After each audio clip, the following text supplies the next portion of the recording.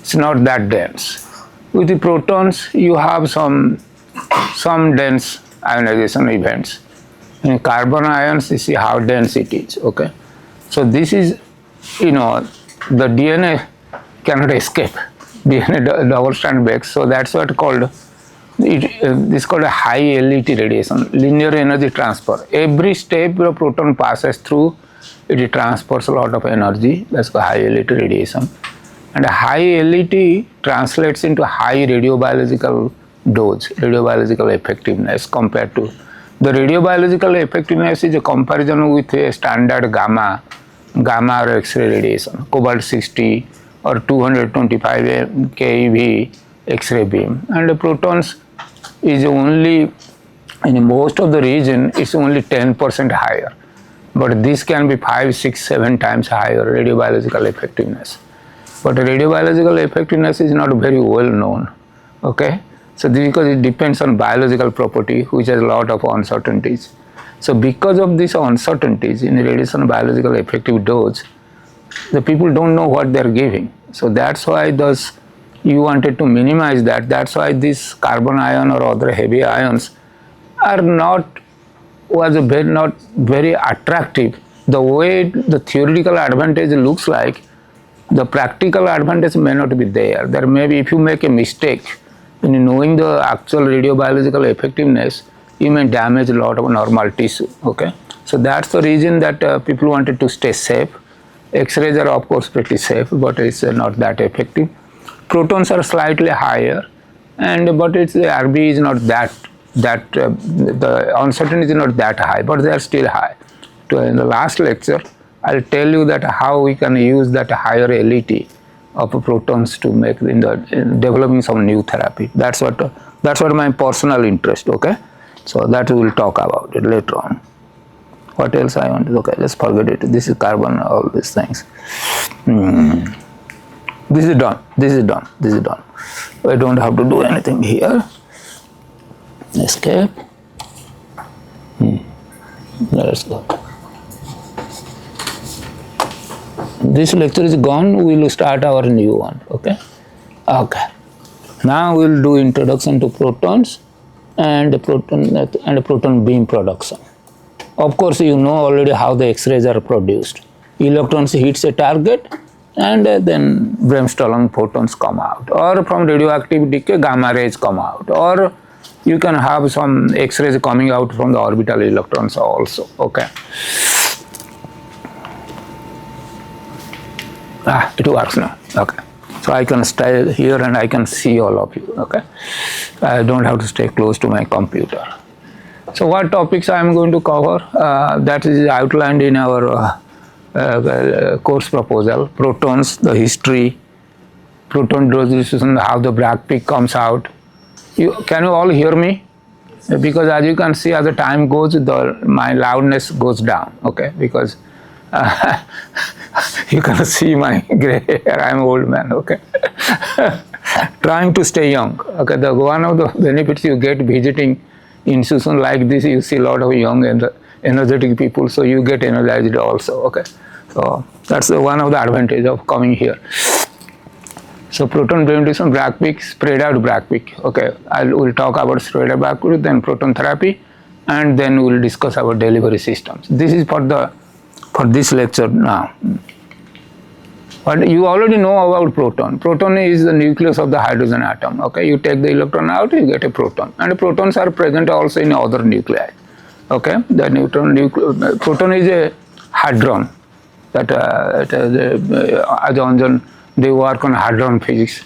Okay, so hadron. So inside there are quarks and all kinds of things. But we are not going into that. We don't need to know about gluons, quarks and all kinds of things. So they are very interesting.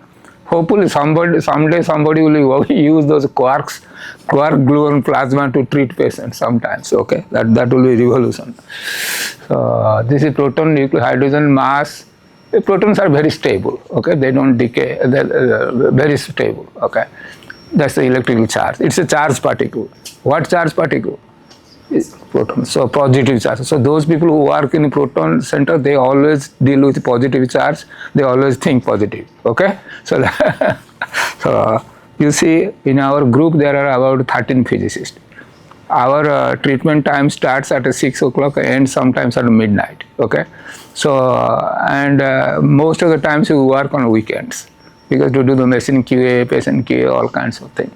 So it is pretty hard. Okay, the life of a medical physicist at a proton therapy center is not as good as other centers. So I asked my group, despite all these hardship, why do you stick around it?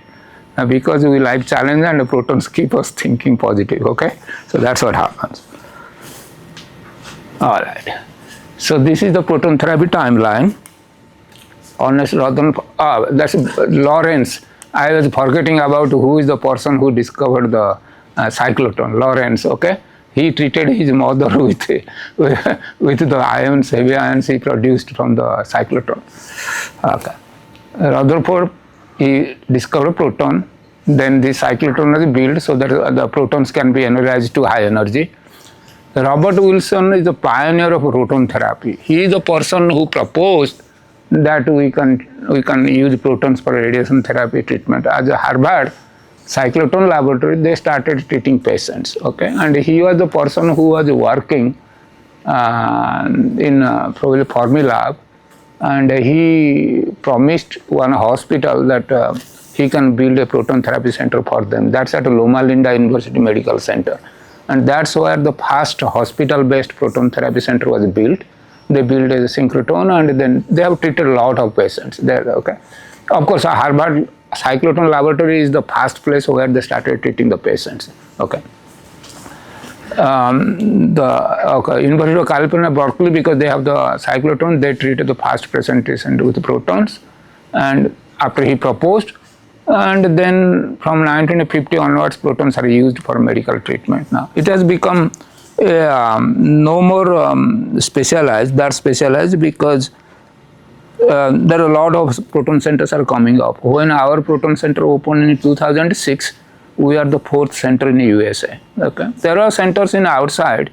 There are some German, Japan, and also some in Korea probably. But USA, we are the 4th center. Now there are about 43 centers in USA, and I think I have a slide. Okay. Around 113 operational proton facility worldwide, with an additional 32 under construction as of this date. 46 centers in USA. There are 2 centers in India. Okay, one is in Chennai, Apple Proton Center, and the other is in TMC, Tata Memorial Hospital. Okay, that's that. They have one. Around 3,050 people have received proton therapy treatment since worldwide since 1960. Despite the growth of proton therapy, it is only available to a small fraction of patients who could benefit from it, primarily due to high cost. Okay, a proton therapy center like ours costs about 200 to 250 million, and if you are building a proton center in New York City, okay, where what is that called? Real estate is very expensive. You can imagine how much money you need. So also in San Diego, which is very expensive. So it's expensive. But nowadays, single room solutions are available. In $30 million, you can buy a proton therapy center, single room. Okay, these are mega proton centers, like you have a big cyclotron, multiple rooms, and all kinds of things. But single rooms solutions are possible, and the cost is further going down because in order to treat the patient from different directions, you have to have a rotational gantry. But there are new developments that you can treat a patient in a sitting position. Once the patient is sitting and he can rotate around in a chair, you don't need a rotating gantry, and that will reduce the cost significantly. So there is, if the clinical indication is there, if the patients are going to benefit, then the gradual those kinds of things, the cost and all kinds of things will be taken care. But the major challenge is to prove that the proton therapy works very well for all cases. That has not been done. Only in childhood patients, some cancers that we have a strong indication that proton therapy is working there. Okay. So I will tell you that why proton therapy is attractive later on. Okay. And we can create something exotic to make it better. That's what my plan is. My hypothesis is. Okay. So protons are charged particles when a charged particle enters into the body, what it sees? It sees the body is full, is a sea of electrons, molecules, they have electrons, okay? They have electrons, they have nucleus, nucleus also have a charge. Two charged particles, how they interact? By Coulomb interaction. So Coulomb interaction is the major interaction in which they lose their energy, okay? Multiple Coulomb scattering, that's called multiple Coulomb scattering. And the Coulomb scattering or charged particle interaction is described by electromagnetic interaction with orbital electrons, and when they interact they can ionize them, they can excite them, and so energy is transferred. So energy is transferred to the orbiting electrons or the electrons in the molecule of the body. So this is called d over a, and as it moves, this is called the energy loss per unit path length, and that is proportional to the velocity of the proton, inversely proportional to the velocity of the proton, and the charge of the material nucleus in the body tissue, and the atomic number. So given, and I'll show you the formula how the energy loss per unit path length is how you can calculate it. Sometimes these ionized electrons, the electrons which are coming out of those orbits, they can also create secondary electrons, and they can have interaction with the other electrons also, and they create secondary, but they are short range and deposit energy locally. Okay, so as proton comes to rest, that is what happened. V is inversely proportional to velocity of the proton. So as V goes down, this charge loss increases. Okay, as G increases, then this will increase.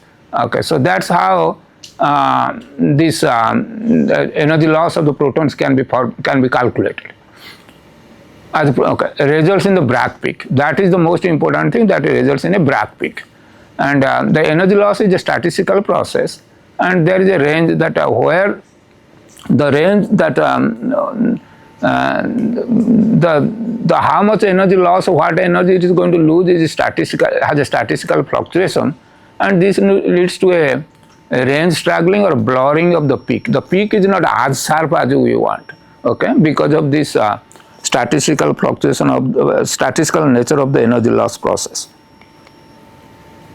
Then of course it interacts with the nuclear also. Multiple Coulomb scattering, small angle, spreads the beam laterally. When it interacts with the nucleus, the beam deviates from its path and it spreads laterally. But that because it's a heavy particle, the spread is not as much as the electrons. Okay, and this leads to a Gaussian distribution. You know what a Gaussian is. Okay, Gaussian distribution, which is something sigma is a 5% range.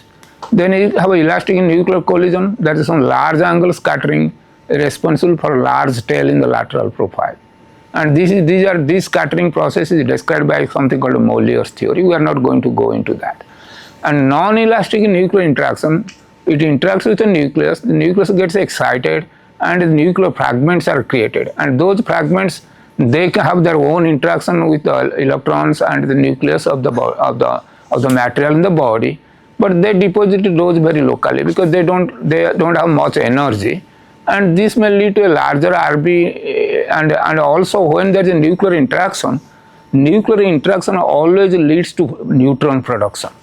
How do you know that something happening in nucleus? Is a nuclear reaction happening? The energy, there is something called a cold fusion. You might have heard some time ago. That the aim is sometimes how to fuse two hydrogen atoms, okay? And when they fuse, they give up a lot of energy. So somebody did some experiment. He thought that he has done a cold fusion already. The the two protons or two nuclei, they're fused and a lot of energy can be generated. But if it is a nuclear fusion, only signature is if there is a neutron production or not.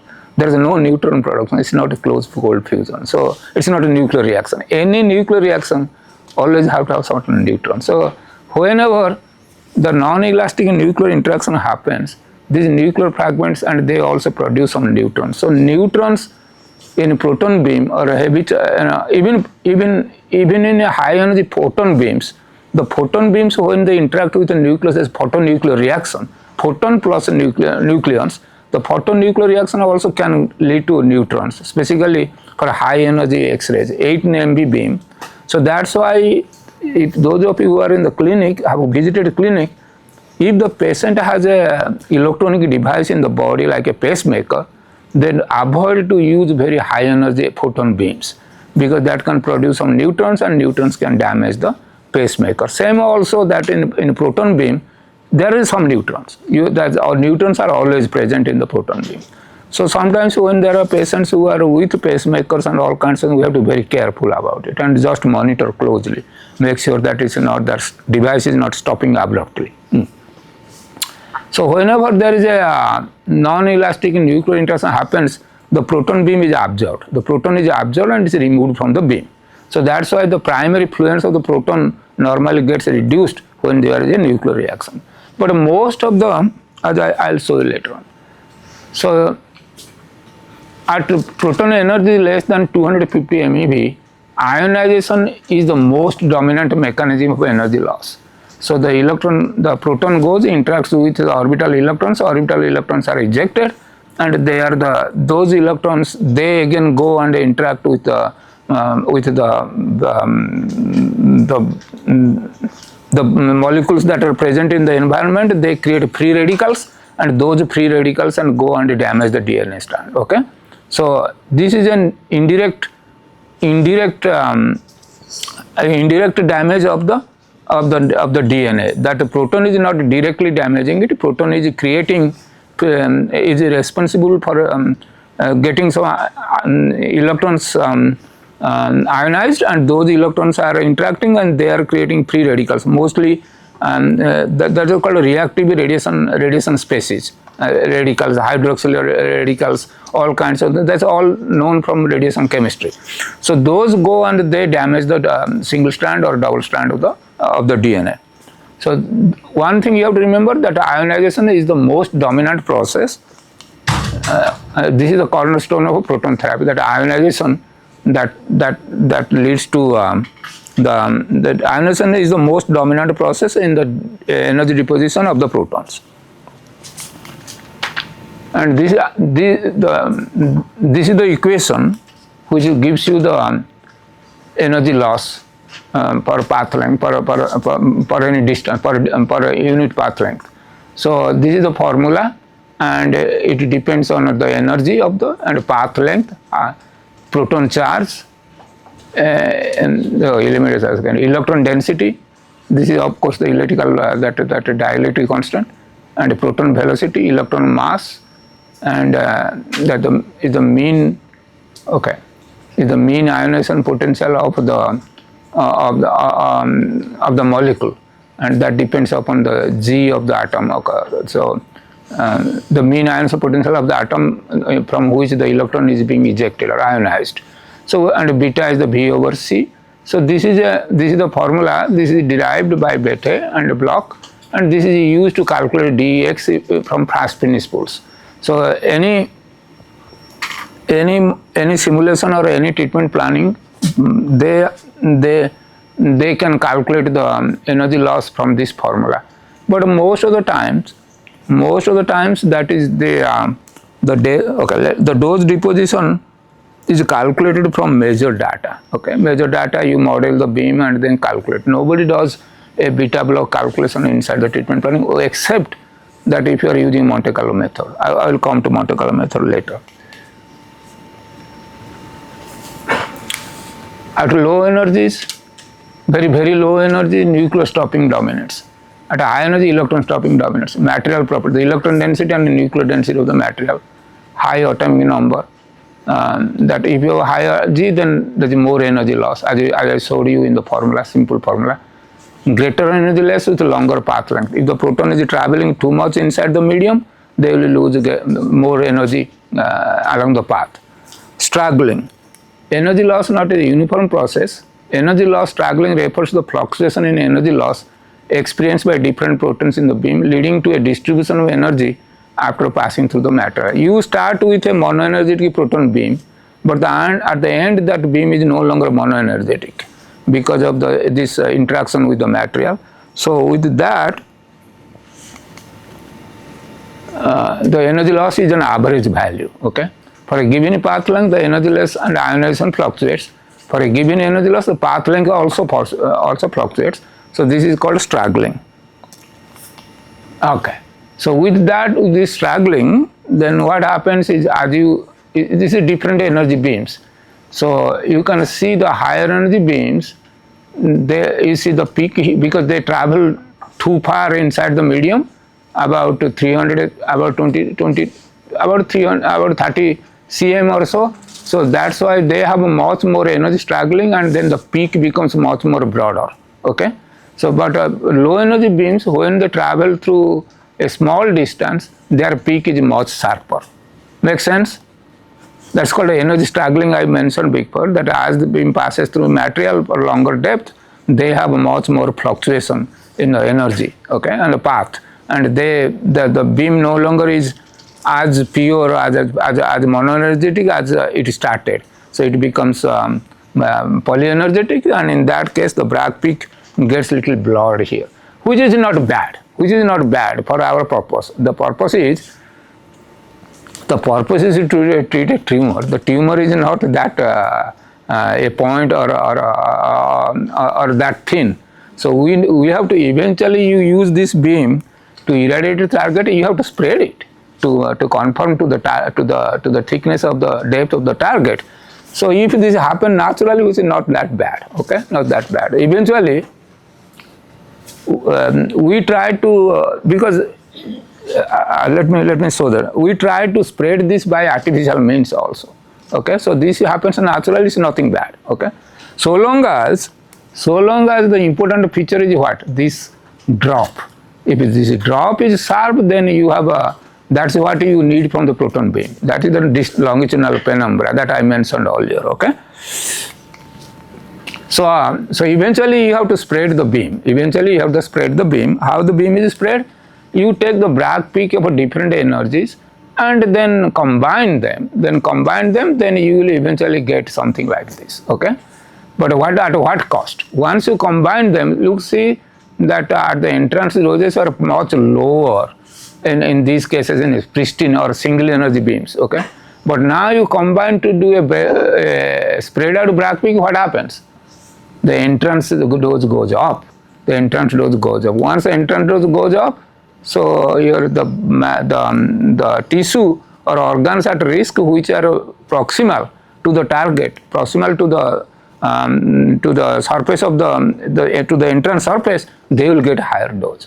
So sometimes the skin dose can be very high in proton beams. Okay, how do you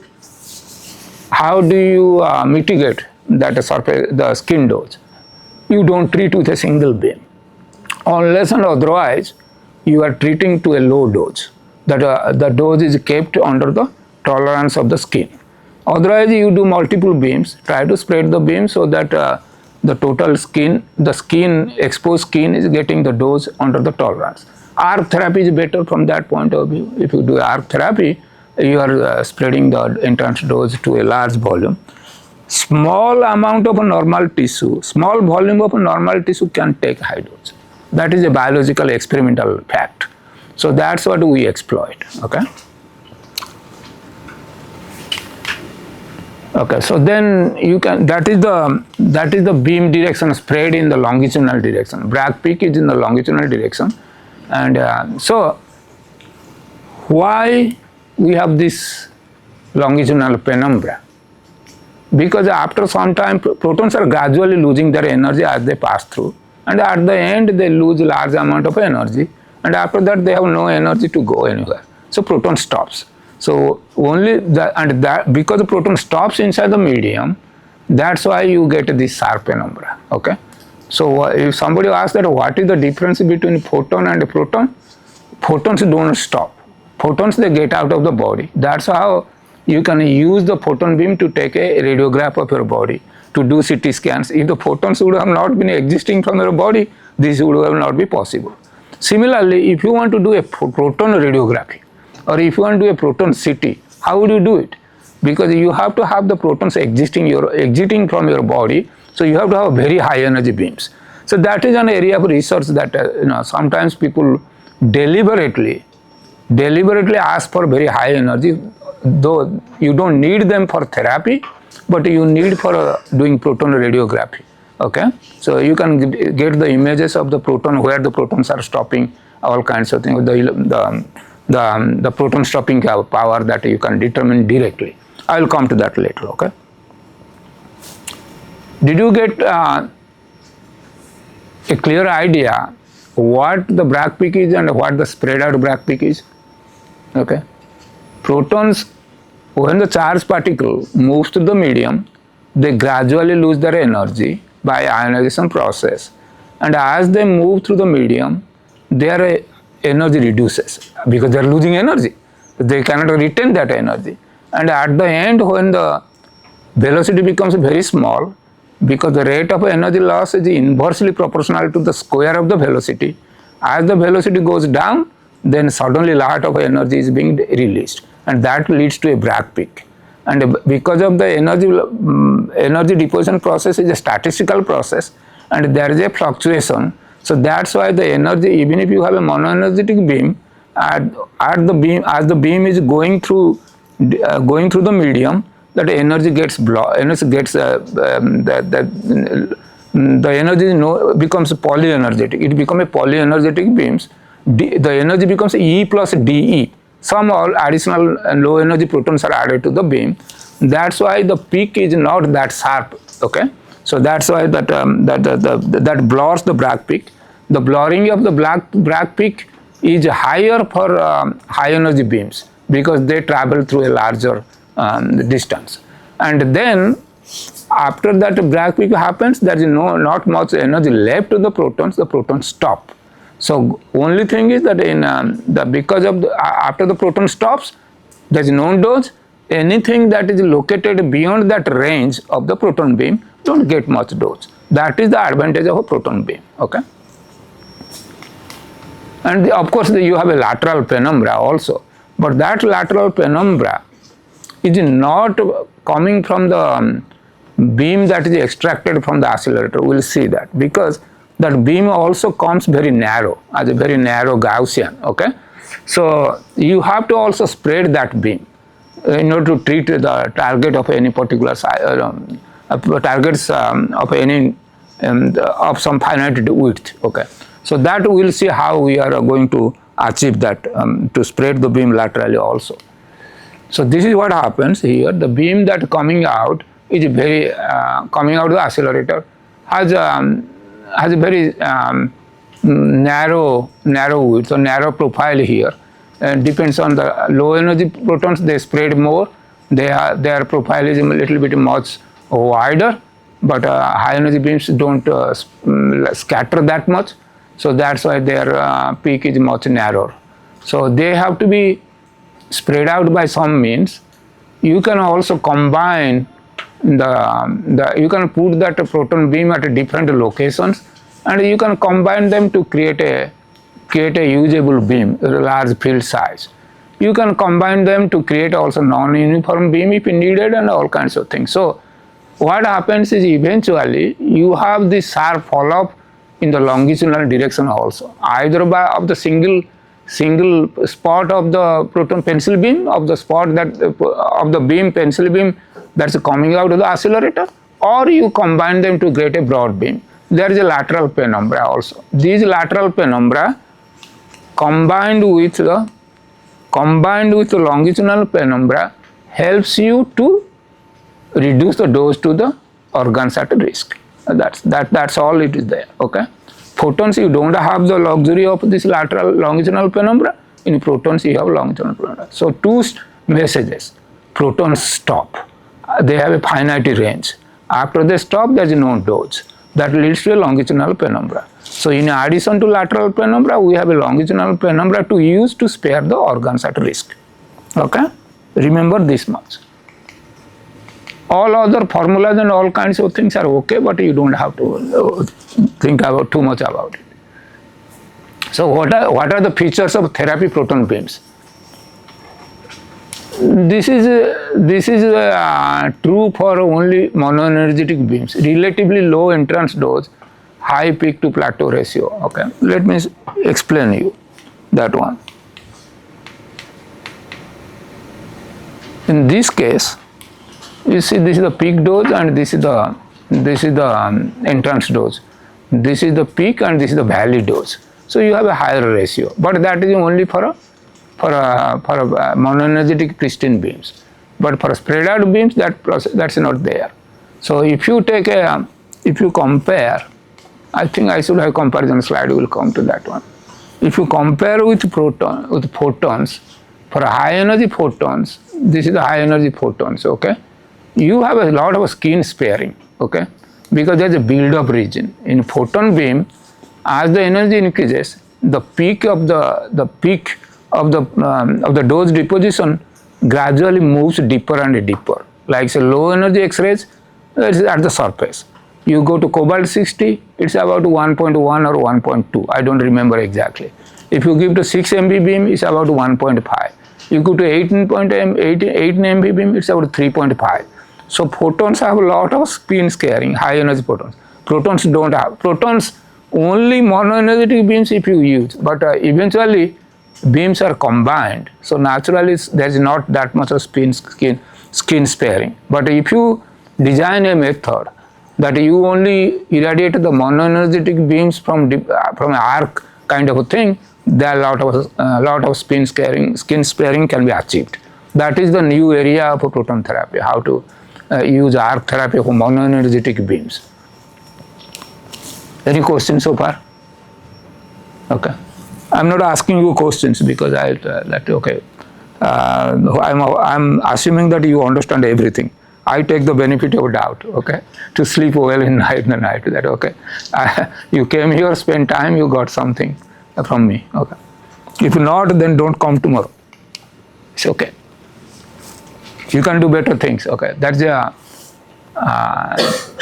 a university where there is no attendance.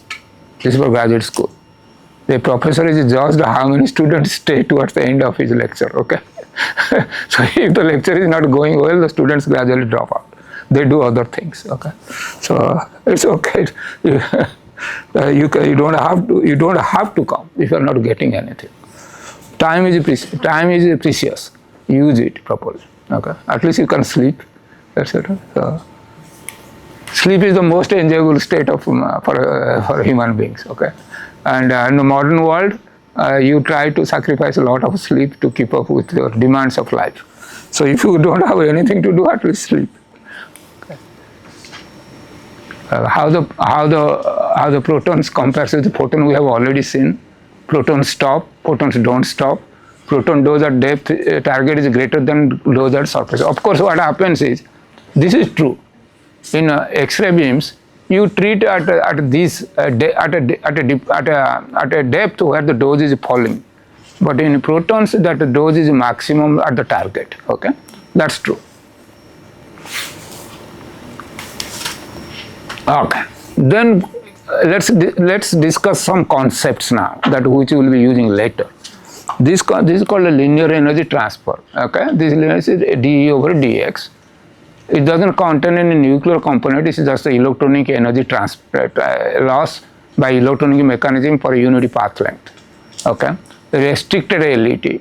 Sometimes some of these secondary electrons are of so low energy, they cannot go anywhere. They cannot do anything. Those are not useful for our radiation damage purpose. So they should not be considered in any kind of a LET calculation. So if you restrict them, then that becomes a restricted LET. But if everything is taken into account, every electron, secondary electron, that's called unrestricted LET. So, but that's okay. It doesn't really make a big difference for us in those calculations. So most of the times, people use this restricted LET specifically for a fast principle dose determination, okay, by ionization chamber and all kinds of things. That will come later, okay, when I discuss how to measure the dose. But this LET can be calculated, the average LET can be calculated by different means. If you take a track average, as the protons moves, you take the how much energy is losing along the path, and then you take the integration or sum it up at different energy intervals, normalize to the all the total track length, and then that will give you a track average LET. You can also have a dose average LET, in the sense that you take the dose at each step, how much dose is deposited, and then calculate the average LET. This A square is coming because the dose is also related to stopping power and the electron density. So that's why A square is coming here. So, but these are theoretical things. Basically, those people who work on radiobiological modeling, and they need to know the LET and what kind of LET they are using. So that's why you have to specify what kind of LET you are doing. The LET, I think I have a slide here, no. The LET, you see there is an energy term here, okay. So energy, this depends upon the energy spectrum at each step where you are averaging also, okay. So, this effect of a LET is pretty complex. It's whether you are looking at a LET track average or dose average, but there are some other features of the LET also needs to be taken into account in calculating the biological effectiveness. LET is a physical quantity, okay, but eventually we are dealing with cell killing and all kinds of things. So that has to be converted into a biological effective dose. In calculating that biological effective dose, there are many other things that needs to be into account. That when the LET happens, how much cluster, how the dose deposition is clustered around. Is it dense at some location? All kinds of things are playing a role in calculating the biological effectiveness. So why we bother with LET? Because LET will determine the radiobiological effectiveness.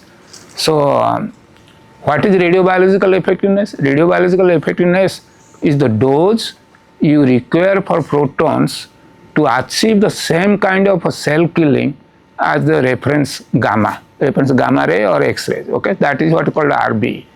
It's not a constant, okay. It's not a constant, because the same level of dose cell killing by proton dose can depend upon not only dose but also on the LET also, okay. It depends on LET also. It is not constant, non-linear, various models, most of which depend on LET. So that's why determining LET is very important. And LET can be calculated. LET can be calculated by Monte Carlo, by simulation or by theoretical means. You can always calculate the LET. But then eventually you have to convert to the radiobiological effectiveness, and that is the difficult part. Okay. I will come to that later, discuss more about the radiobiological effectiveness soon. Okay. Okay. So it's not soon, it's there. The LET and RB for protons. LET increases as a proton loses energy along its path, okay. So this is the LET here, plotted here. You can see when it is losing energy at the Bragg peak location or close to Bragg's peak, the LET is very high, okay. So it loses a lot of energy. It loses for the same path length, it loses a lot of energy because the energy has been reduced. The protons is very low and they lose a lot of energy in single per unit path length, okay. Higher LET leads to higher RB. Because d proton is the RB until a saturation limit. So this is plotted here how RB and LET are related. So you can see there is a peak here. After certain LET, then the RB is no longer increasing. So there is up to saturation limit, the LET, higher LET means higher RB. So Okay, so d proton times RB. So what happened is you have to find out what is the proton dose that leads to same kind of damage for this photon dose. I'll show you a graph later on.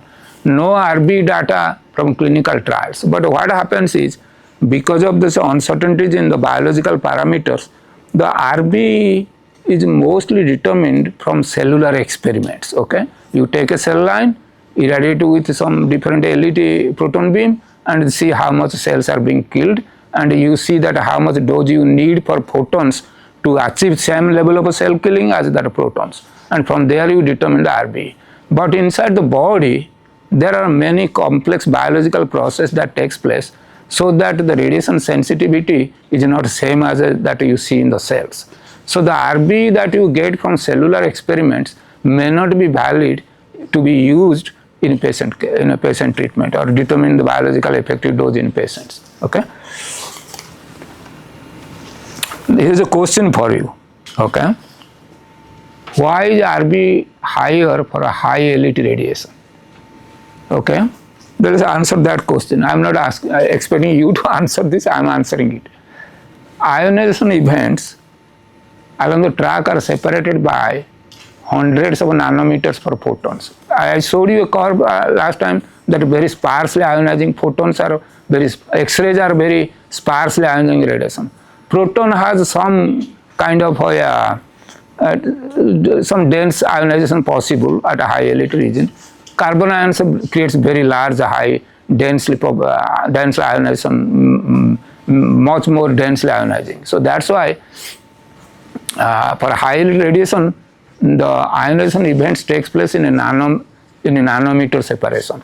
Okay, interaction events leads to cluster damage. So when the double strand breaks because of this nanometer level damage, so interaction takes place between those damages and leads to cluster damage. So the DNA damage is much more effective with this the high LET radiation. So, but if they are too dense means lot of high energy, high LET events are there, then there is nothing to be killed.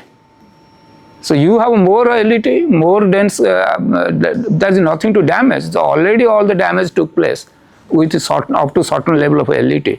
So after a threshold LET achieved and all the cells are double strands are broken, you increase the LET, then not much cell killing is taking place. So that's what happens. That's the saturation happens. Okay. While dose you can increase your dose, but much damage is not happening. Okay, with LET. What is the reason for lower RBE with LET higher than saturation limit? Because what will happen is you will keep on giving the dose, but the same level of damage will be happening because after a certain level of LET, not more damage is happening. But dose you can keep on increasing. The dose is given, but no damage is happening. So the proton dose is increasing, and RBE is what? Photon dose per proton dose. So the proton dose is remaining constant. Proton dose is increasing, but there is not much killing happening. So then your RB is becoming less because the proton dose is increasing. You increase the dose, LET is increasing. With increase of LET, there is no more damage is happening, but the proton dose is only increasing. So that's why your RB is reducing with the high LET. Okay. Okay, RB relative depends on LET, energy spectra of protons, dose per fraction, tissue and cell type, alpha beta ratio in LQ model, linear quadratic model. Probably if you don't know it, just that this is the sensitivity of the cells, some cell properties, alpha beta. Increase in RB as alpha beta decreases. If alpha beta decreases, then is more sensitive, so the RB will increase. And the end point, what you are looking at, what kind of cell killing you are looking for. All these dependents are not known precisely, only approximately modeled. Okay. This will show you what RB is. This is what the final, I talked too much about this, but this is what you have to remember, okay. These are cell survival curves that is done in a laboratory. You take a cell line and irradiate a certain with a certain dose and then or a certain energy, and you look at it that how many cells are surviving. Okay, that's called survival fraction. This is survival fraction. So this is the photon survival curve. Photon survival curve, you see, to achieve a 10% survival, you need to give about something like 7 gray. But to achieve the same level of survival with a heavy ion, you are probably giving about 3.5 or something. So that's why if you take the ratio of the photon dose to achieve this level of survival, divide with the heavy ion dose that will give you the same survival, then you get a RB at a 10% survival about 2.1. Okay, that's how the RB is determined in a cellular experiment. But if you change your survival, like I wanted to see only 1% survival. You started the experiment with 100 cells. You want to see how much dose you have to give with photons and protons or a carbon ion to have only one cell surviving, 1% survival. So you see that in case of photons, you are probably giving about 8.8 or something like this, and in this case you are giving about close to 5.8. So if you take the ratio, the RB is 1.5. So at higher doses, you can see that RB is decreasing. Okay, because the cell killing is not happening that much after certain with the increasing of dose, because we have reached a LET saturation limit. Okay, what is this one?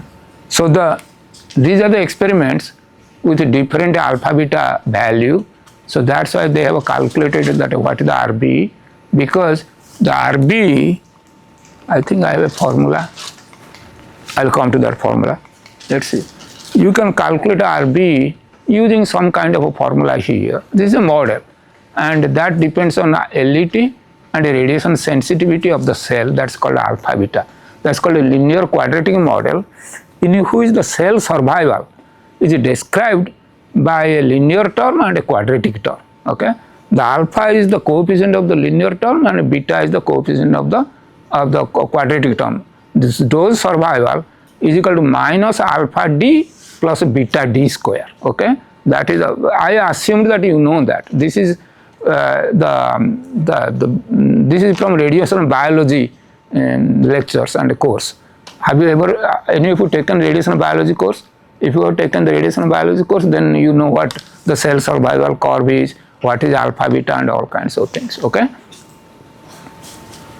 so RB depends on the dose, the LET, and also the cell sensitivity parameter alpha over beta. Okay, so this is a particular model by these people, Weidenberg and Tom Dasu.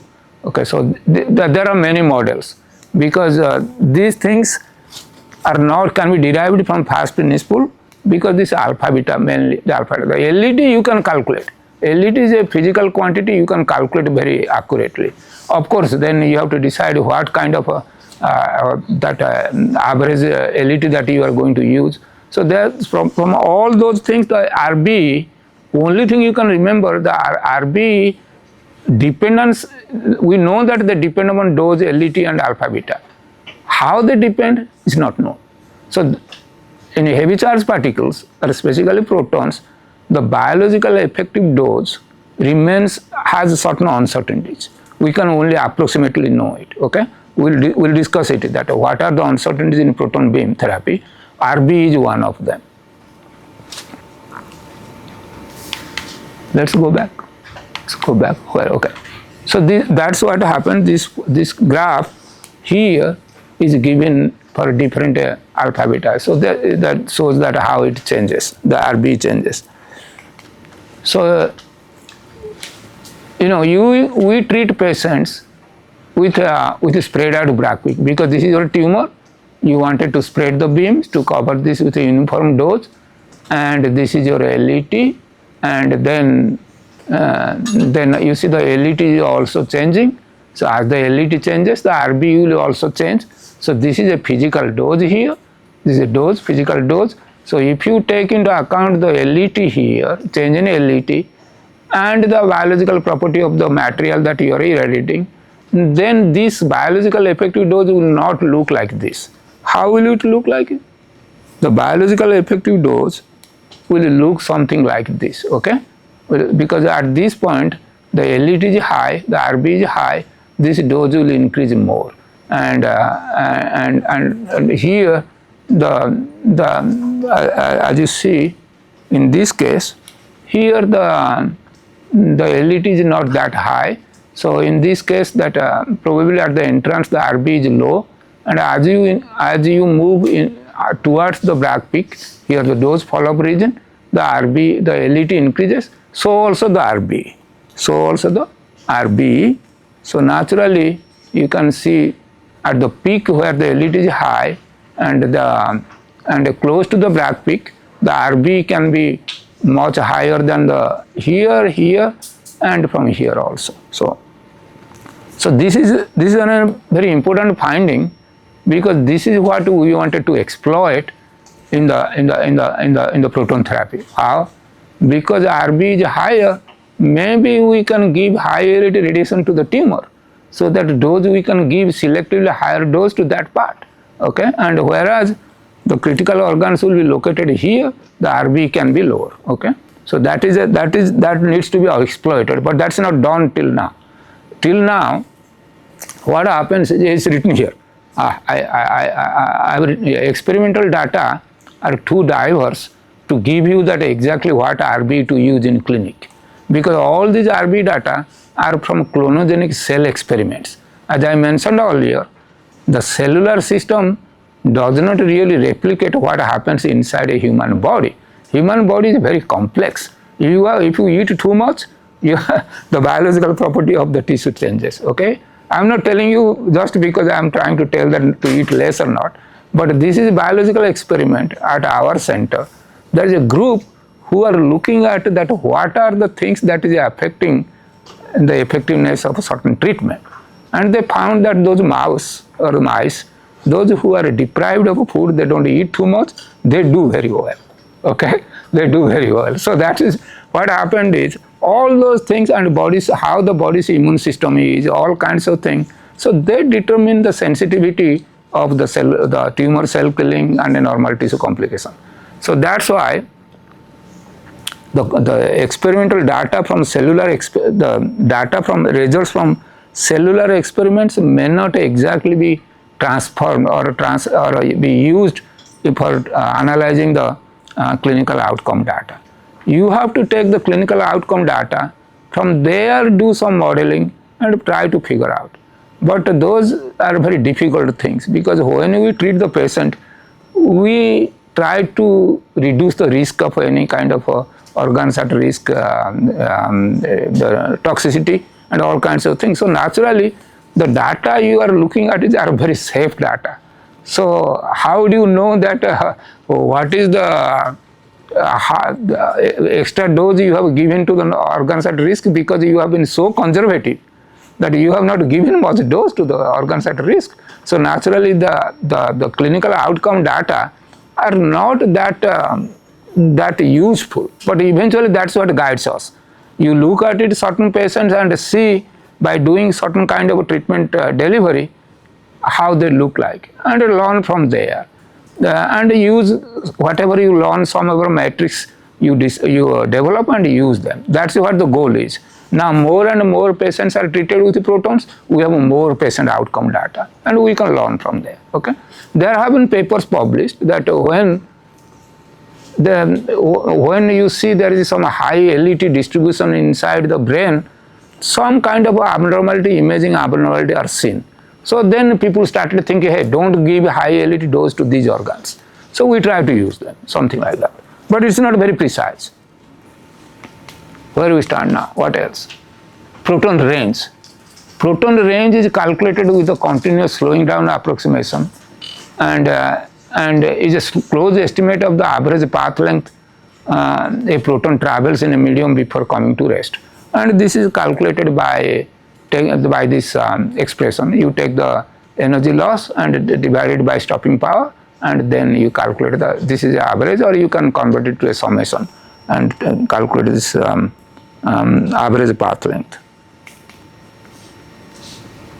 The proton range calculation in continuous slowing down approximation neglects the energy loss fluctuation. This model assumes that proton loses energy continuously along its path with no significant random fluctuation. But that's not the truth, but it's a good approximation to calculate how far the proton can go. Okay?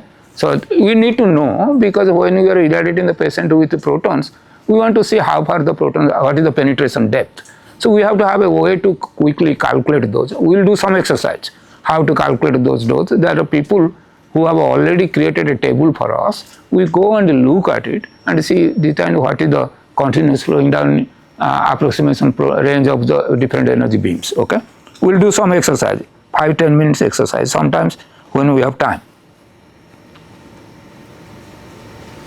The rate of energy loss at any point is assumed to be equal to the total stopping power of the medium. Integrates energy loss. The CSD range is calculated by, I showed you the formula, by integrating the reciprocal of the total stopping power with respect to energy. I showed this one. Now the question, the final question is of this lecture, why protons? Why do you need protons? Proton has a rapid dose follow beyond the range we already discussed, can lead to less dose to normal tissue and critical organ, possible to escalate the target dose.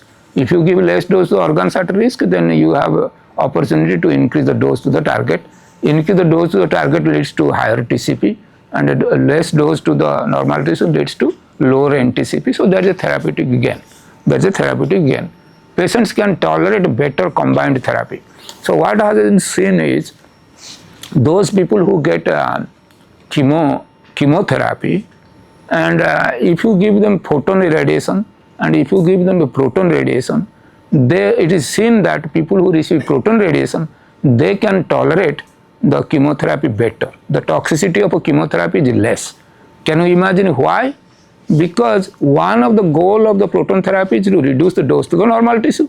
And once you give less dose to the normal tissue compared to the photons, they can tolerate the chemotherapy a little better. They have a little ability, because these are called cytotoxic treatments, and they are toxic to the cell, both to the cancer cell, both also to the normal cell.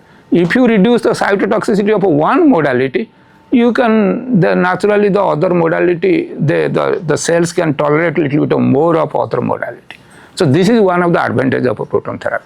The medical oncologist, the people who do chemotherapy are known as medical oncologists. I don't know how they are known here. They love proton therapy. They tell that our physicians, we don't interact with them. Our physicians interact with them. They tell them that is working miracles, okay, for them, because they don't want to see their patient to be sick after they get chemotherapy. And when you help them to reduce their sickness, they are happy. So that's how it works. Okay, the next thing we are going to discuss is the delivery system. How do you deliver? The proton beam can be generated by an accelerator organ, and what we need to deliver it to the patient. Major equipment of proton beam therapy is accelerator, gantry, couch, imaging system, and nozzle. Okay. Major equipment of a proton beam treatment. So these are the protons: depth, proton energy, direction, beam angle, okay, shape, beam shape, dose, number of protons. This is how you determine what kind of a treatment field you need to treat the tumor. That to get the proton to the depth that you need, you have to have the proton energy, and that's by the accelerator. Then you want to give from different angles, then you have to have a gantry, and you have to have a patient to be lying down in a couch. Of course, this is no longer true. You don't need a gantry. You may have a rotating chair, and then gantry is fixed. That can be possible now. And then you have to have some kind of imaging, okay? So making sure that the patient is properly localized. Then you have to shape the beam. The beam has to be shaped to conform to the target. And for that you have a nozzle. In the nozzle, you have a different beam shaping equipments are put into the nozzle. And then you are giving dose, through and dose depends on the number of protons you are delivering, and they have to be monitored, and there is a dose monitor.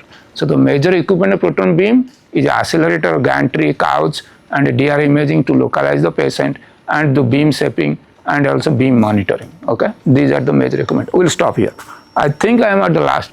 Okay, how much, one slide, how much energy we need? It depends on the depth of the tumor that you want to treat.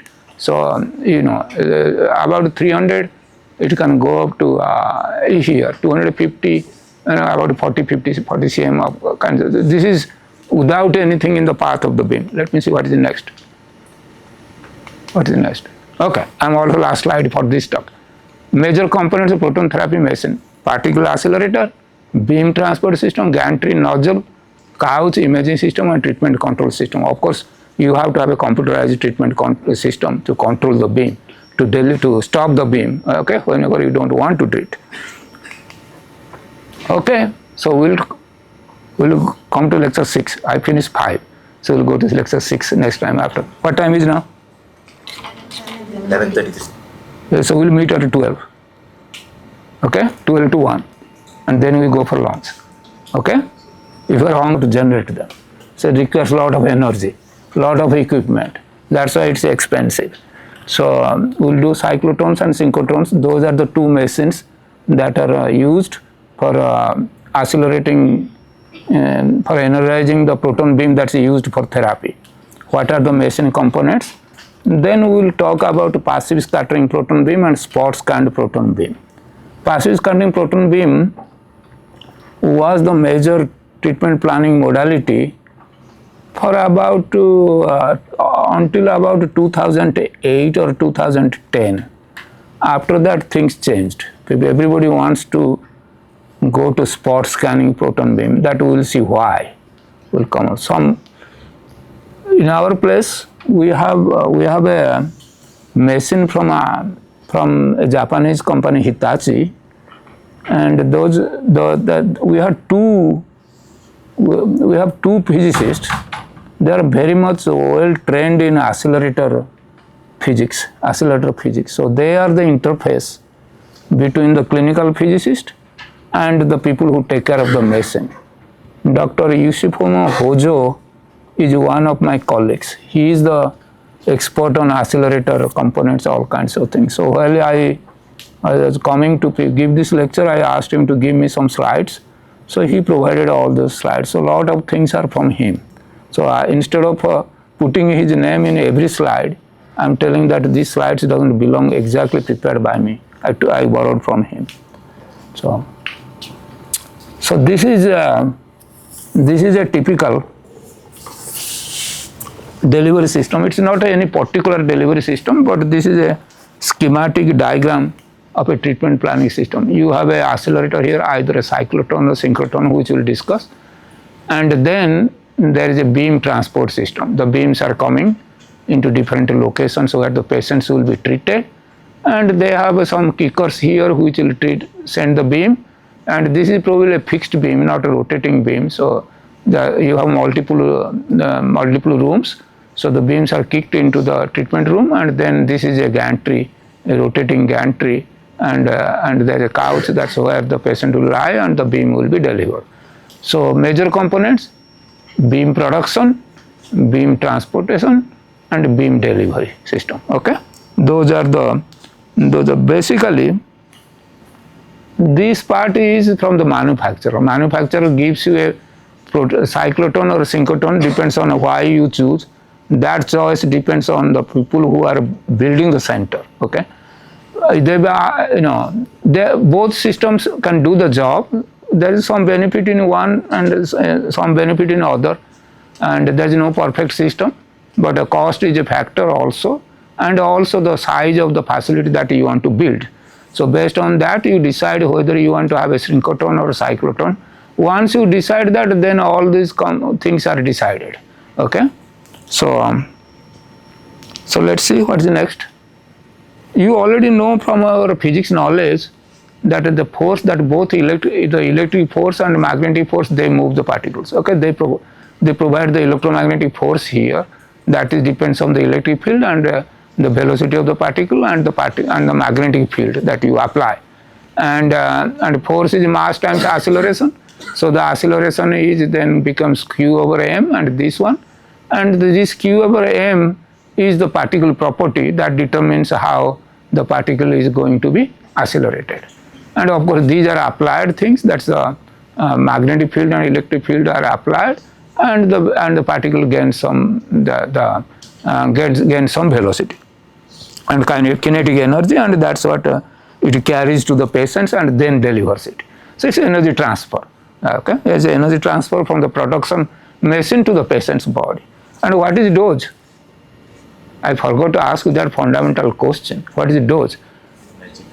Energy by mass, energy per unit mass. So once you know your energy, how much energy you are giving, and once you know the mass of your the mass of the target, then you can always calculate the dose. Dose calculation is simple that way. Okay, and you also use that also to measure your dose, because you determine the energy, that how much energy you are giving to a volume, and then you know the once you know the volume and you know the material, you can calculate the mass. So that is what is the principle in ionization chambers. In ionization chambers, you have known cavity, air cavity, and the air cavity, if you know the mass of the air and you know how much energy you are giving to generate certain charges, you measure the charge, you know how much energy it takes to generate a single pair of a single charge pair, and you can measure them by electrometer, that how much charge is generated by giving some dose, and you know the volume of your chamber, you know the mass of air, and from there you can calculate the dose. The simple principle. Because the mass of the volume of the air in the chamber cannot be determined very accurately, that's why you do an indirect calibration. You do indirect calibration. You give a given dose and then measure the charge, and from there you have a calibration factor that you use to measure the unknown dose. Okay, that's what the basic principle of ion beam the ion chamber dosimetry. Okay, that's also in other things also. You give in films, what do? You give a dose, measure certain properties of the film, change in the film, that's called optical density, and create a calibration curve of optical density versus the dose, and then you can determine the optical density of an unknown dose, and from that calibration curve you can determine what the dose you are giving. Okay, same thing with calorimeters. We'll discuss about those things later, how we use them in proton dose measurements. Okay, electric force Q times E, charge of the particle, and electric field.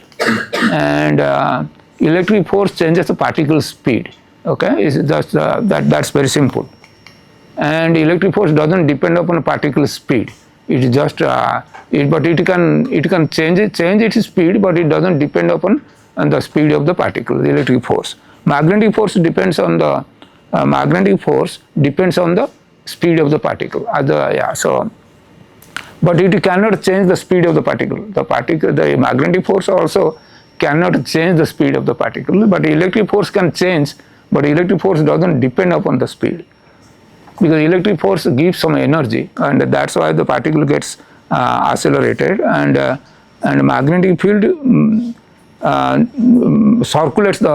keeps the particle circulating, because magnetic force acts in a perpendicular direction, as you know from your basic electromagnetic theory. Okay, Q V times B. Okay, so you know I'll go very fast. Magnetic force only changes the particle direction, because B cross B is a vector product. Vector product is orthogonal to the particle's direction. It does not change particle speed, but the magnetic force depends on the speed of the particle. It's a direction change. Magnetic force is stronger for faster particle, because that F depends upon the V there. Okay. So very basic concept of a circular accelerator. You already know probably this. You have two magnetic poles, north pole, south pole. It's applied to the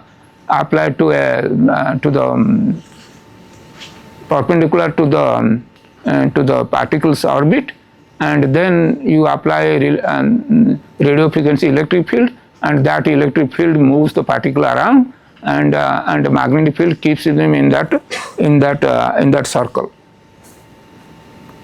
A dipole magnet makes proton orbit circular, RF oscillated protons repeatedly. Okay, that's what it works. I think, and then you can do some algebra here.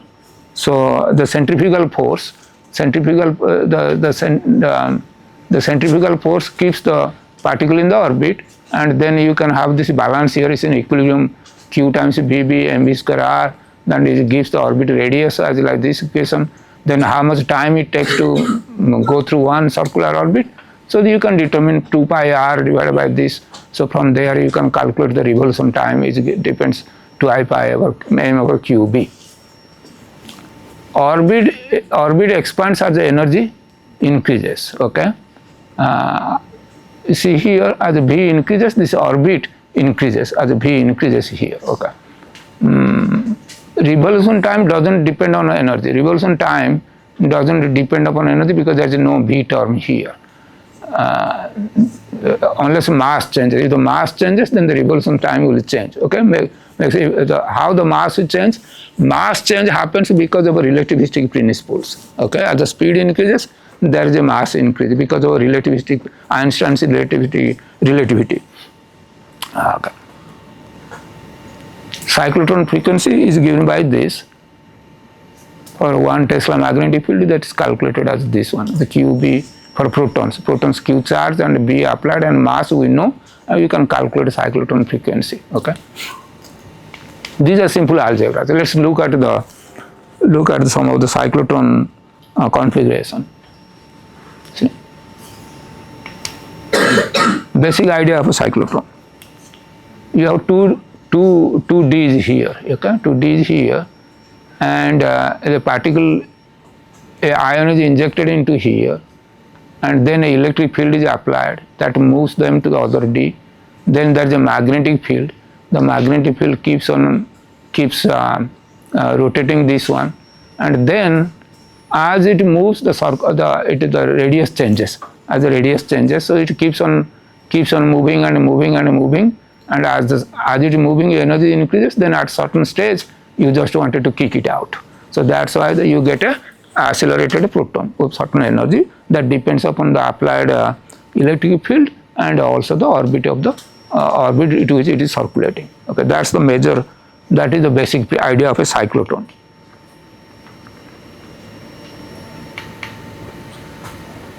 Alternating RF field is applied. So what happens is when it is here, it gets accelerated. When it moves this time, the frequency, the RF field has changed to the some polarity. So that way it will still also same polarity, so that it will circulate here. This is in opposite polarity. As soon as it comes here, it changes to the electric field changes, so that the phase of the electric field changes, so that it will also again keep on circulating. So that's how it gets accelerated in every section of this D, in both Ds.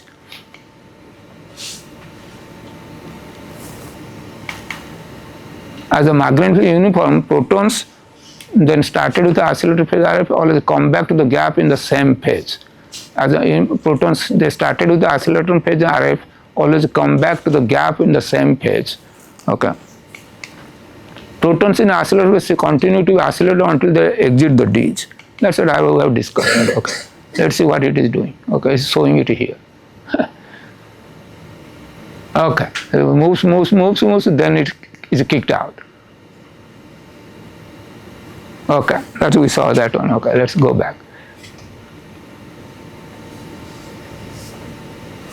Protons in the accelerating phase on any radius are accelerated at the same time as the revolution time is the same for all the protons, continuous output. Okay, so classic cyclotron, continuous beam, magnetic current constant, RF beam constant, structure is very simple, and this is probably in the initially when the cyclotron was discovered or invented, and then but basic cyclotron doesn't work for proton energy for various reasons. We'll discuss these reasons and how they are mitigated. Okay, the proton mass changes. Okay, because of as the velocity increases, the proton mass changes because of Einstein's relativity principle. Okay, and the proton goes out of phase with a constant RF frequency, because if you are applying a constant RF frequency, because it depends on the mass, so then this mass changes, then cyclotron frequency will change. Okay, so option to keep proton in the RF phase. So when it moves from one D to another D, it is still being accelerated. Okay, so that's what you have to do. As the orbit becomes larger and the velocity becomes larger, the mass changes, the cyclotron frequency changes. So then you have to make something to make sure to keep the protons in the RF phase, or radio frequency phase of the radio frequency field. Okay, that's what you do. That is because of the mass, the cyclotron changes, so you have to keep the protons in a phase. This is the principle of a synchrocyclotron. You change the RF frequency to keep in phase with the cyclotron frequency of the circulating proton. You increase B increases. If the mass changes, the cyclotron, you can also change the B to keep this constant. Okay, so change the B to keep this constant. So this is either you change the RF frequency to keep in phase, or increase the B to compensate for the mass increase. If the mass is increasing, you change the B so that it is also still going to stay in that phase. Okay, that's how you manage that change happens in actual cyclotron used for treatment. This kind of cyclotron are called asynchronous cyclotron. Okay, so let me see. That's called vertical frequency, azimuthal vertical frequency. Something like you have to apply. Yeah, sure. Okay. So I'll come to that one. It's shown in some other slides. So other slide. So synchrocyclotron, output beam is pulsed, magnetic field is kept constant, but the radio frequency is still varying. Okay, so structure is simple. So these synchrocyclotron are mostly used for proton therapy. The RF frequency you change to keep up with the cyclotron frequency change, orbit the frequency change because of the mass change. Okay. Okay, this we have already discussed. This is showing the relativistic effect of a proton mass. As the energy increases, that somehow the mass has some change takes place, and that is why you have to take care of by changing the RF frequency in the asynchronous cyclotrons. Okay. Yeah. How much energy is used in proton therapy? Proton therapy is about 70 MeV to 250. Yeah, because 250 the penetration depth is about 25, about 30 cm. How big is the cyclotron? I'll show you a figure, you'll figure it out. Okay. There is some data there. I don't remember from, I can't, that cyclotrons, yeah, you will see there are some examples, okay. And some figures are given. Otherwise you will look at it. I don't remember exactly, whatever I'll tell is wrong. So we have to look at it, okay. Okay. Okay. But radial here, radial increase in the magnetic field creates a vertical defocus force on proton. If you change the magnetic field, there are some effects on the kind of a force this proton is experiencing. That requires vertical focusing, and that's called azimuthally varying field. You have to create a azimuthally varying field to again refocus this beam, because it gets defocused when you increase the magnetic field. Then you have to refocus it, and this is very complicated. That's what that makes this system very complicated. So you have to have some kind of hill and valley structure of the azimuthal to create a azimuthally varying magnetic field. Carefully designed azimuthally varying magnetic field creates vertical focusing on the protons again. That though they are getting out of focus, they are again focused. So output beam continuous, operation magnetic current constant, RF frequency is constant, but you try to focus is this one with this azimuthal varying field, magnetic field. Structure not very simple. So I don't think anybody is, we don't need to know that details of this, because already it is designed by the manufacturer and they have their patented technology that they don't show you. So we want to know, make sure that the beam that is coming out is good for our purpose. Okay. You see here, cyclotron example is 210 tons. Radius is about 4 meter. Okay, 4 meter. You can see a human being is standing here. The height is close to that person. Okay, so how much a person is? About 2 meters.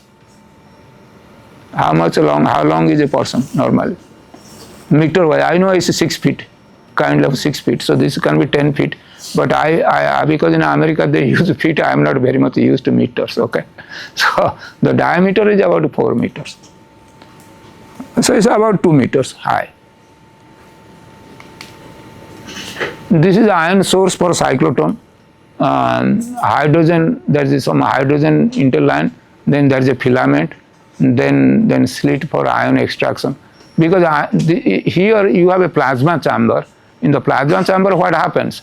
The electron is stripped out of the hydrogens, and then you have a only proton plasma, and then this is the extraction, and ceramic into central region of magnetic seam. Somehow you get the proton field out of this ion source here. So in the synchrotron, the output beam energy is fixed by design. The cyclotron will give a fixed energy, and normally since you are going to use for therapy, they give you the highest energy you ask for.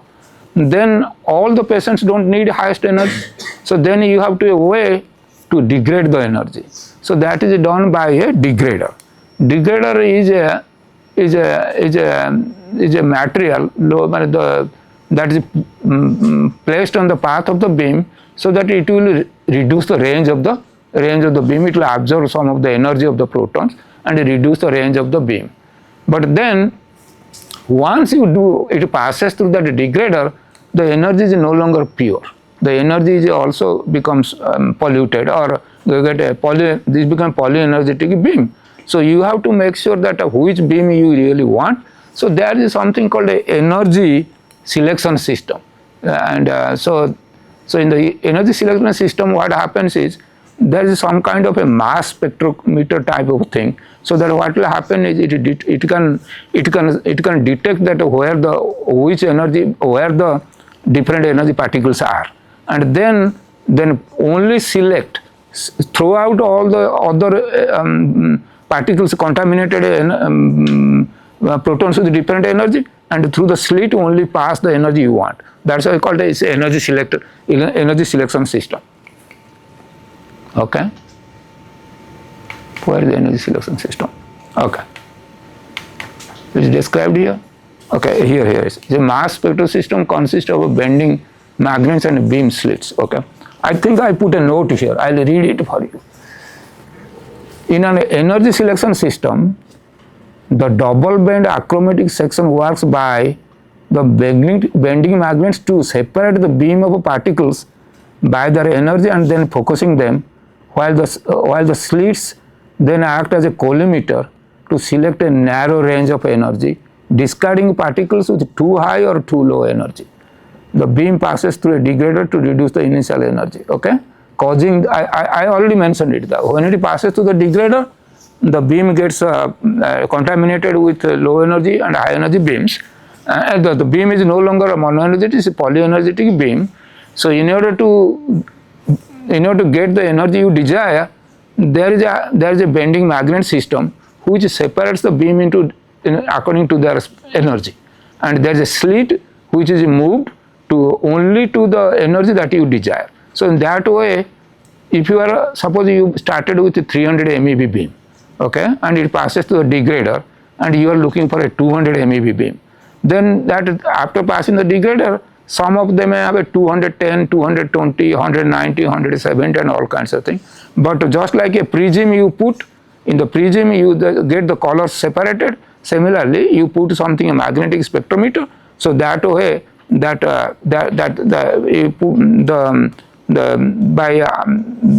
beams are separated into a spectrum, and from there you only put the slit in the energy that you want. Okay, that's how the energy selection system works. There's just like you put a prism, you put something a magnetical prism, and from there you get the beam separated according to energy. Then you put a slit, and then from there you get the energy you select you need. So how the energy what the role of the energy degrader? It is reducing the energy, but by the process it is adding more energy, making the beam from monoenergetic to polyenergetic. You don't want a polyenergetic beam, you want a beam of a particular energy. So you have a magnetic system which separates the beams into different energy according to different locations, and in that location you move your slit or a collimator the beam to only allow the energy you want to pass through. All others are discarded. Okay, make sense so far? Okay, commercial cyclotron examples: IBA, superconducting isosynchronous cyclotron, baryon. These are isochronous cyclotrons. These are synchrocyclotrons. Okay, these are the energy that they can provide you. 230, 250, 200, 250. These are pulse. These are continuous wave cycle. These are continuous beam, but these are pulsed beam. The continuous beam means you continuously getting protons. In pulse beam means the protons are coming in pulses. Okay, so those pulse beam might have certain dosimetric implications because their ion combination, all kinds of things can be different than a continuous beam and a pulse beam. Okay, because the beam is not always on, so between the two pulses, the ions that are generated in the medium, they may recombine. Okay, when you are measuring the dose in ion chamber measurement, you are ionizing the air. Okay, some of these charges they get recombined. That's called recombination correction. And when you are calibrating your beam, you apply for a recombination correction, and that is a standard protocol how to do it. There's a method. We will see how we do it, and then that ion recombination will vary from a cyclotron which is continuously giving the beam and those who are pulsed. Okay, that we have to keep in mind when you are doing the calibration. You see the height here. I said 2 meter, 1.6, 1 meter. Okay, so that's what the height is. These are the diameters, and these are the weight. This machine is too heavy. This machine is small, but synchrocyclotrons are much smaller. Okay, 20 tons, all kinds of things, and they are also small. They are much smaller compared to this. This is superconducting. So this is Mabian system. Specifically, doesn't require a lot of space and is small, and that's why the accelerator is mounted into the gantry itself. Okay, gantry. So Mabian is the first company which provided these smaller systems that can be fit into one room, one single room solutions. This IBA machine here, these are very heavy. You put somewhere and then supply the beam to different rooms. But IBA also has some single room solutions, but the cyclotron is not in the rotating gantry. It is somewhere else in another location. Okay. This is a 50-ton machine here, synchrocyclotron here. All right. You can go back and look at it. This is isochronous cyclotron, and this is the that's called the isosynchronous. Then there is a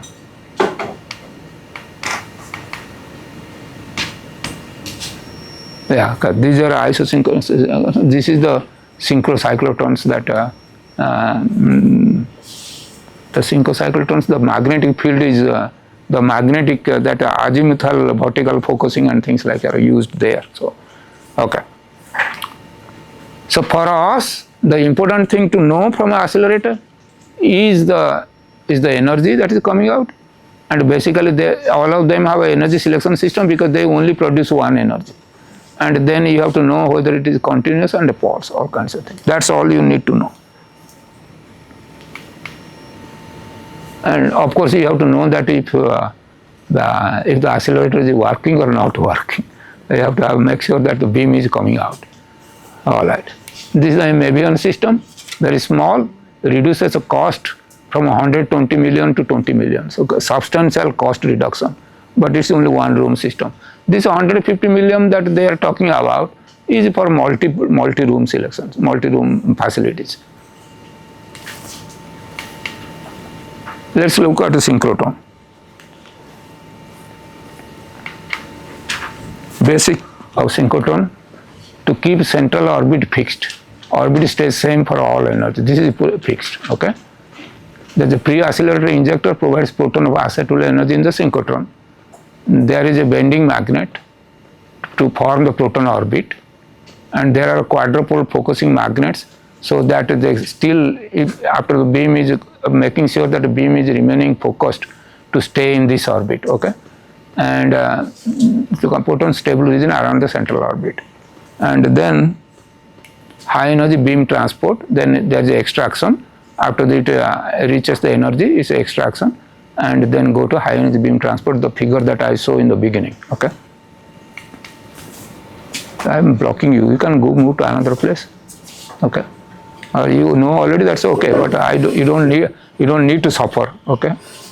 Because I have to stand somewhere. Okay. Okay. Good.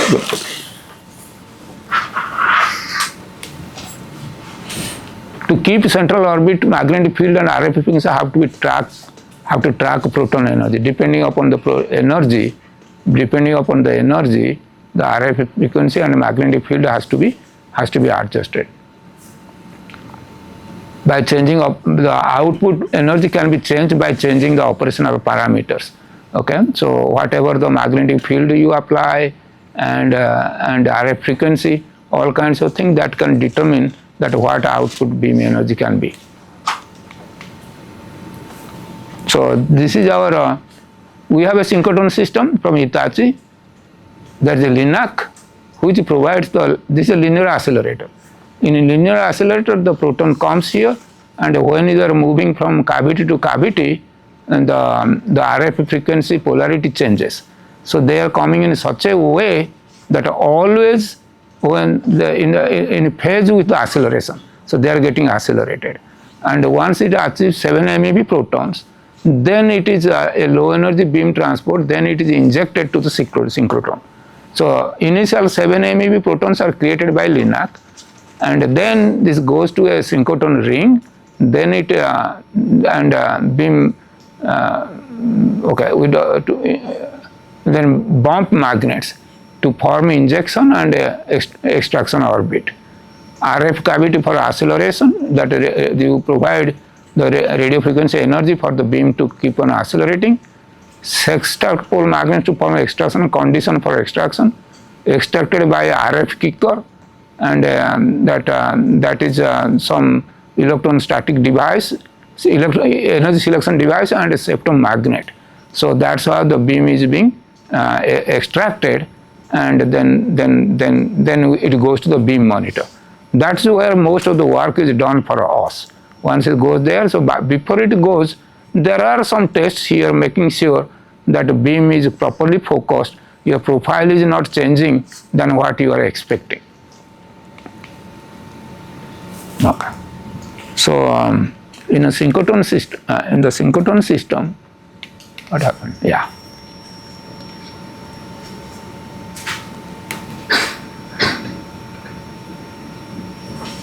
Focusing bomb magnets, RF cavity for acceleration, and so what happens is the magnetic field also changes. The magnetic field is varying in a synchrotron. Okay, the magnetic field is changing because as the proton is energized, its orbit will change. So naturally, you have to adjust the magnetic field to keep in that orbit. The orbit of this field is always fixed. Okay, so the only thing that you change is the magnetic field. depending upon the energy that you wanted to get out of it. Okay. So the magnetic field strength can tell you that what energy you are extracting. That's what the engineers monitor. That okay, the correct magnetic field has a something called a Hall probe. Hall probe attached to the magnet. The Hall probe will give you the magnetic field strength reading, and that's what they monitor, making sure that the beam is accelerated to the correct energy. If the Hall probe is not working, and then it will create a different energy. But they have interlocks that if the Hall probe is not properly working, the beam will not come out. They will stop it. And also, what happens is these the RF kicker and that septum magnet, they have also particular parameters that they can only kick the beam of a particular energy, so that only the energy you are asking for will come out. Okay, so there are many interlocks, and to monitor the parameters of the different like the RF frequency and the magnetic field strength and the way that the beam is being when they kicked out, what are the parameters of these things, and it comes out there. Okay, because we are not monitoring the energy of the beam after it comes out. There is no way patient is treated assuming that the correct beam is coming out. So they have to have monitors to making sure that a correct beam is gotten out. So what we do during the QA, we measure it, okay, to make sure that that interlocks are working. This is MD Anderson synchrotron system, 70 to 250 MeV transport, and this is the room where the beam is rotating around here, and this is the linac here. There is a hydrogen gas bottle here, and that is injected into a plasma chamber, and from there the proton is extracted, and then it is accelerated by a linac up to 7 MeV. Linear linac is a accelerator just straight path. There are very high energy linacs, like in Formula, they have miles and miles long of a linac, so that it can accelerate particles for long and very high energies. But for a hospital, we don't have that space, and that's why that everything has to be compact. So that's why instead of a linac accelerating to a large energy, we have a cyclotron or a synchrotron. Okay, so why we need a synchrotron? What is that? Okay, that's probably a slide that why. Okay, so this is our old therapy center, and these are the dimension of the synchrotron ring here, and this is the new center. So they have reduced by doing some more advanced magnetic design of the magnets. They have created a smaller orbit for the new synchrotron. Okay, the new synchrotron. That's what they have done.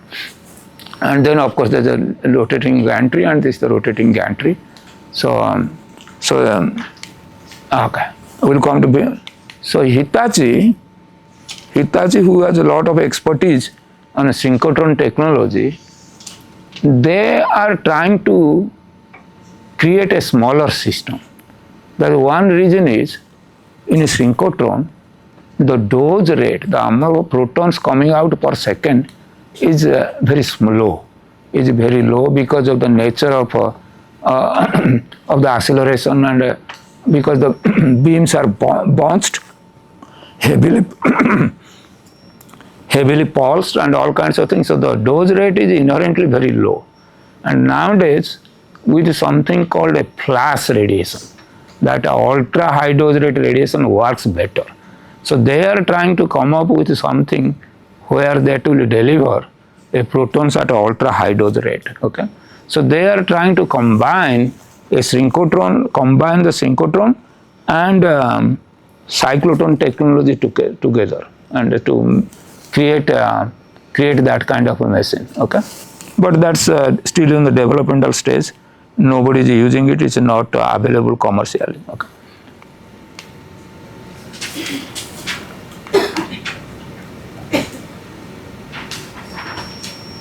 So what is there in a beam comes out, then from here, then most of the high energy beam components are bending, steering, and focusing magnets and beam monitors. Okay. Once the beam is coming, it's going different areas. You have to make sure that they remain focused, and they have to be bent wherever they have to go.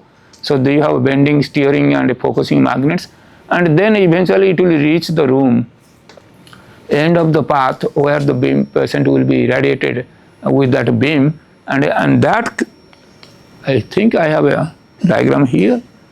Beam comes here, then that's where the nozzle is. Usually nozzle is placed about 300 meters from, about 3-4 meters from the beam extraction. This is the nozzle here. This nozzle will discuss what are the nozzle components. The most important thing is you have to have a beam monitoring system here. How many protons are going to the patient? How many protons going to the patient will determine how much dose we are giving to them. Okay. And then there is a gantry rotation axis, of course. And despite very heavy gantry and all kinds of things, saying that the positional accuracy of the beam isocenter or rotational accuracy, the deviation from the isocenter deviation is within 0.5 millimeter. How that is possible? Because the heavy objects don't move very much. So because the gantry is so heavy, so even that's why it allows to keep the beam isocentricity very tight. So these are the proton oscillators. This is what we have discussed. Cyclotron, fixed energy, continuous beam, large size. Synchrotron, multiple energies, slow pulse beam, very large size, as you can see. Synchrocyclotron, fixed energy, fast pulse, and smallest size. This is a Mavian machine. Okay, these are IBA machines. This is Hitachi machine. Okay, for synchrotron, can give you beams of different energy without any energy degrader, because that orbit, that magnetic field determines the magnetic field that keeps in the orbit, same orbit. Only thing is that depending upon the energy, that magnetic field is changing, but the energy of the beam is can be determined very well in that orbit, and that's being extracted. So when you request for different beams, it can change the magnetic field and then give you a beam of that energy. So synchrotrons provide beams of different energy. You do not have to have an energy degrader to reduce the range. So that's one of the major advantage of the synchrotron. So we don't have an energy degrader. We just tell them what energy we want. A patient is not treated with one energy. As I told that there are some developments to treat the patient with proton arc therapy with monoenergetic beams, and that is not possible yet. But that's theoretically it is possible. These are being researched, and there is only one place in USA, William Beaumont Hospital. They have an IBA cyclotron. They have done some arc therapy, but not with monoenergetic arc therapy. So that's still under development. We can do monoenergetic arc therapy easily because we have a synchrotron, so we can change the energy and do it. But the technology of extracting the beam when it is rotating around continuously is not yet available. Okay, so that technology has to be developed. But one of the focus areas for development in proton therapy is developing arc therapy. Okay, so one question. yeah. This cyclotron, the energies are like 250 MeVs. There are secondary radiations also that are coming out of this. The cyclotron itself becomes active, right? Yeah. So then the size of the bunker that is there is contained. Would be like, Yeah, how big is it in MD Anderson building? That's a big room, very big room. I can't tell you the size by offhand, but I can show it's so huge somewhere. That synchrotron here is 26 meter to 21 meter. That is the That is the synchrotron ring here. All the room here, it is written here, 26 Dosimetry here. But that is not only, that is the synchrotron area. But the synchrotron is not the only thing, but you also need something else. Where is the room? It is showing some room. Yeah, you can see it here. That this is the synchrotron room. Then you have this beam transportation system. Okay, this is a beam transportation system because we have 5 rooms. So the beam is transported for a long distance. So there is a big bunker. Yes, sir. Your question? Okay. There's a big bunker. Okay. So the size of the synchrotron area is very well is drawn here. Okay. So,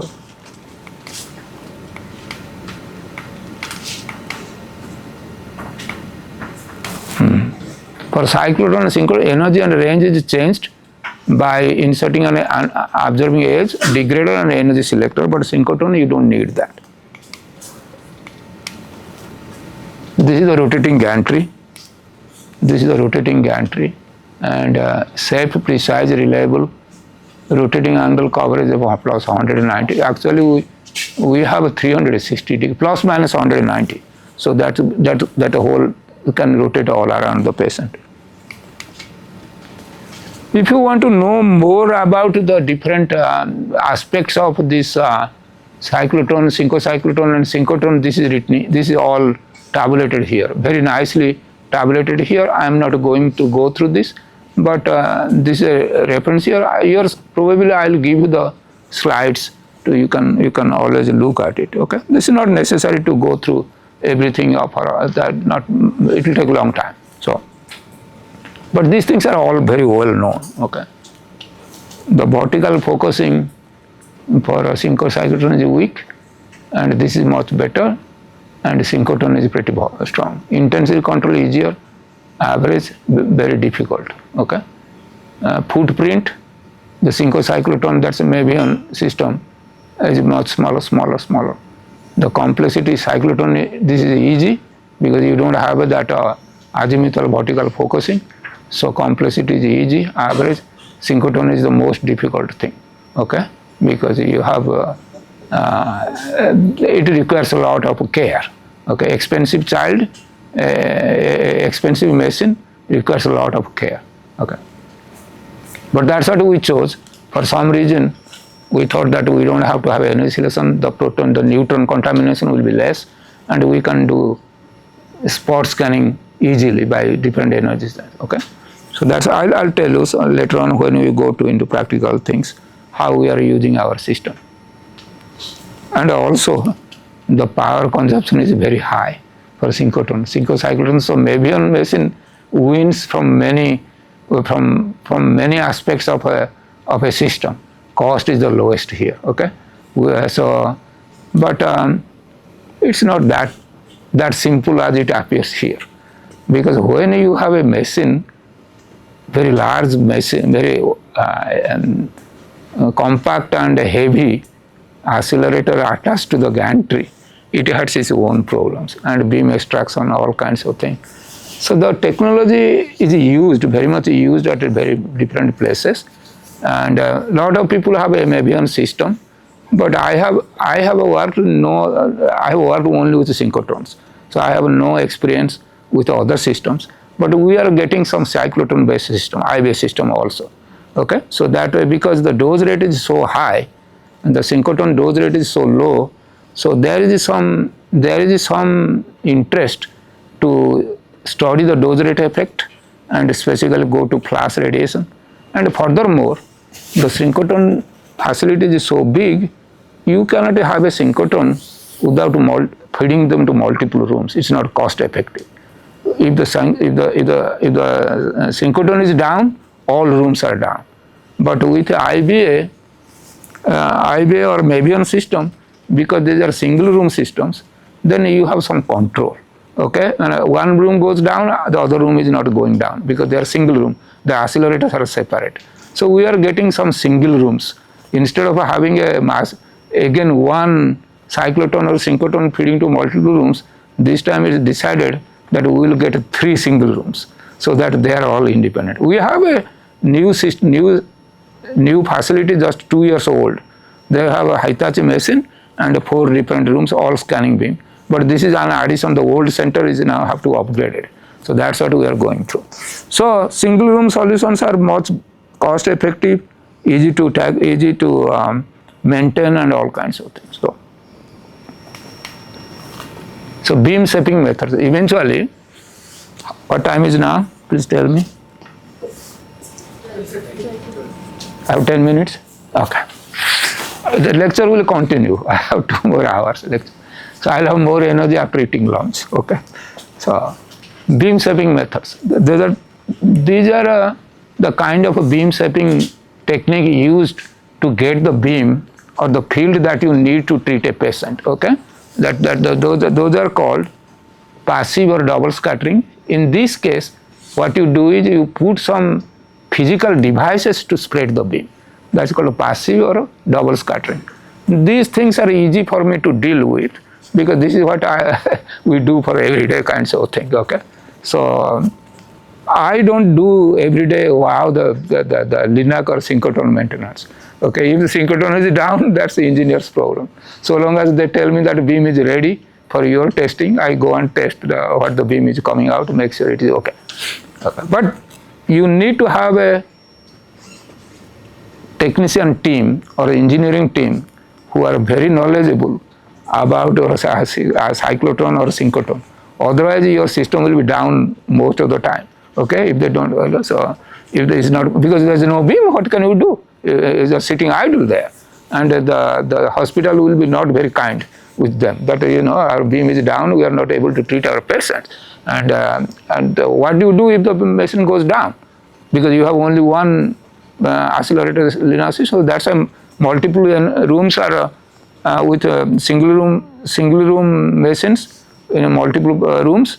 That will be easier. If one machine is down, you treat other patients. But you have a multi-room, one source room facility. If it goes down, you are in trouble because then patients come there to be treated with the protons. You cannot tell them that I am going to treat you with a VMAT, and they become very unhappy. More than 2-3 days, they become very unhappy.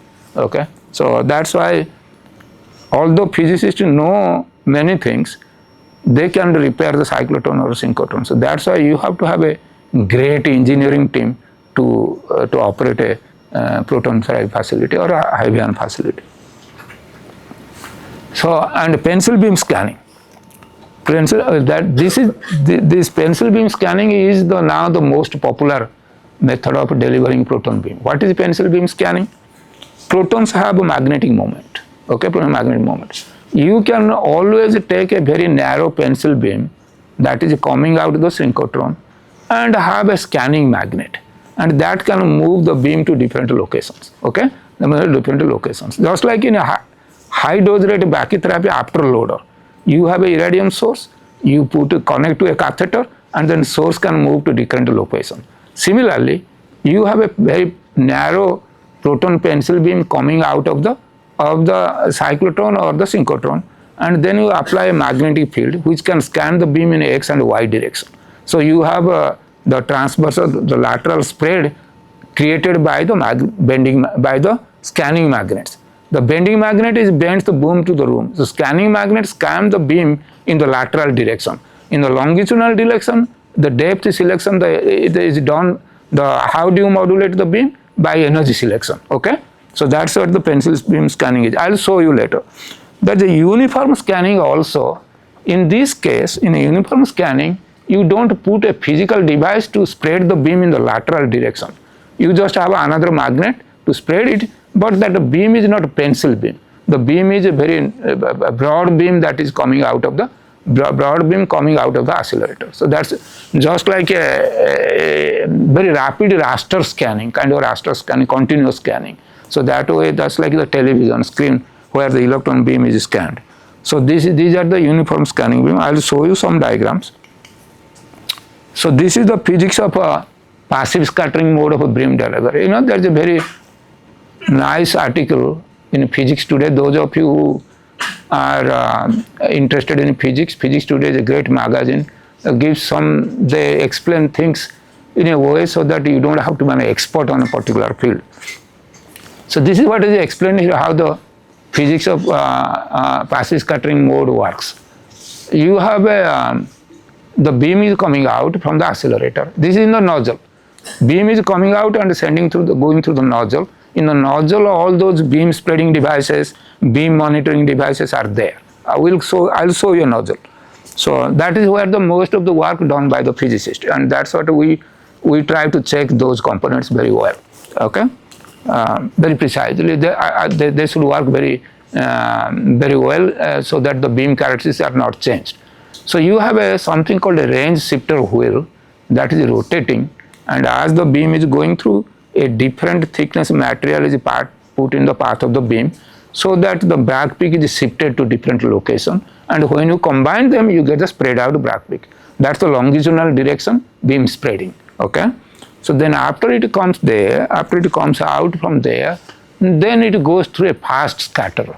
Fast scatterer spreads the beam into lateral direction. Then there is a occluding plug here, so that it eliminates those beam in this space and creates some beam in this direction and outside the occluder post and outside occluder post, and then you combine them, this part and this part, combine them, then you get a homogeneous profile here. It's a homogeneous profile. So what happened when it is going to the occluding post? It is a lot of protons are being taken out, so the dose rate goes down. But that's how you can make a homogeneous beam profile for the treatment, and then there's the beam penumbra here. So when the beam is coming out of a particular energy and spread out, your target has a different thickness. Okay, here the depth is different, here depth is different, and then you don't want to irradiate anything beyond this depth. So then what you put is you put a compensator here. So the thickness of that material in the compensator changes according to the distal depth of the target. So that is why it's called a range compensator. So the beam comes out, it is spread out by the range modulator wheel, but the distal, the longitudinal conformality, the distal conformality, not distal conformality, is assured by the compensator. Okay, compensator is a device where different materials are being taken out from a uniform block of plastic or paraffin, so that the depth of the material, the thickness of the material the beam is going through changes according to the distal shape of the target. Okay, so this is the beam longitudinal direction. In the lateral direction, you put some collimators, you put some blocks and irregular blocks, so that it conforms to the shape of the target in the lateral direction. Okay, so these are purely physical devices put in the beam path. So in order to get a conformal dose distribution that conforms to the distal edge of the target and the lateral edge of the target. But one thing you see here, because by putting different amount of material in the compensating material, you can conform only to the distal part. You cannot conform to the proximal part. So proximal part there is no control in the passive scattering beam. Okay, you get whatever you get, and so the scanning beam you can do that. So that's why one of the advantages of scanning beam, that you can have both a distal conformality as well as the proximal conformality. When I am talking about distal and proximal conformity, I am talking about the longitudinal direction. Okay, and when I am talking about the transverse direction, this is the beam penumbra in which the target is kept, and that beam penumbra can be made sharper by putting this by putting these apertures close there, and of course that has to be that will conform to the shape of the target also. Okay, so this is what happened. That's whatever you saw in the other diagram. This is exactly that's what happened. The beam goes here, fast scatterer, then you get a Gaussian beam here, take out the Gaussian peak here, then you have these two beams, and then you put the collimator and combine them, and then they will give a uniform beam. Okay, so normally for doing this, when you want to spread the beam too far away from the central axis, the protons are being spread too far away, so the dose rate will suffer. if the proton, same number of protons that is coming out, they are being spread out in the lateral direction, the dose rate will reduce.